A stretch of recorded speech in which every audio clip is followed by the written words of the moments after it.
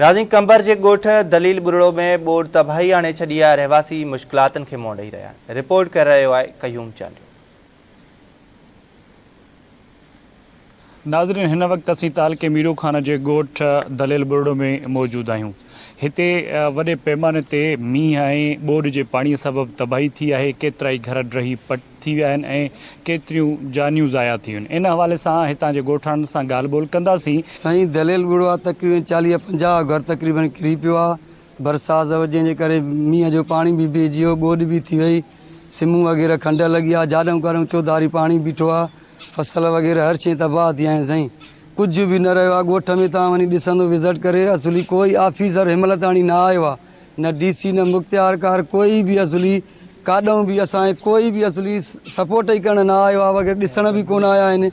कुझु बि छतियूं वग़ैरह हिन में माल मरी विया आहिनि, के माण्हुनि जो नुक़सानु वग़ैरह त अहिड़ो को धकी थिया आहिनि।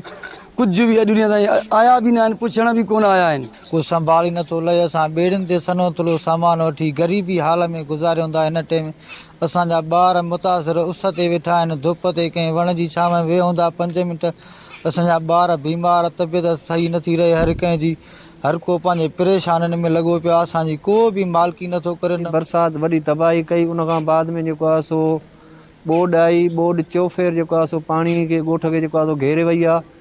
असांजो मुतालबो आहे वज़ीर आला त असांजी मालिकी कई वञे ऐं असांजे ॻोठ में तक़रीबन 90% तबाही थी वई आहे। जायूं जॻहियूं ड्रही पियूं आहिनि। इन खां अलावा असां वटि को रिलीफ फंड बि कोन मिलियो आहे, न वरी का जेको आहे सो टेंट वग़ैरह सभु असांजा ॿार बचड़ा बेयारो मददगार ईअं ई जेको आहे सो वेठा आहिनि। असांखे को ऑफिसर त आयो ई कोन्हे पुछण करणु। असांखे का शइ कान्हे, खाइण पीअण का बि का शइ कान्हे। त तालको मीरो खान आहे, ॻोठ दलेल बुरड़ो आहे।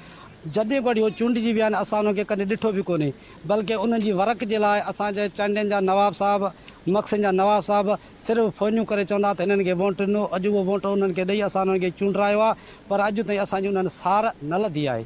सभ खां पहिरियों असां उन्हनि खे अर्ज़ु था कयूं त कम से कम हिन वक़्तु असांजो जेको जानी नुक़सानु थियो आहे, माली नुक़सानु थियो आहे, असांजे ॻोठ दलेल बुरड़े में 90% खां घणो नुक़सानु थी चुको आहे ऐं किन मासूम बचनि जूं जानियूं बि ज़ाया थी चुकियूं आहिनि।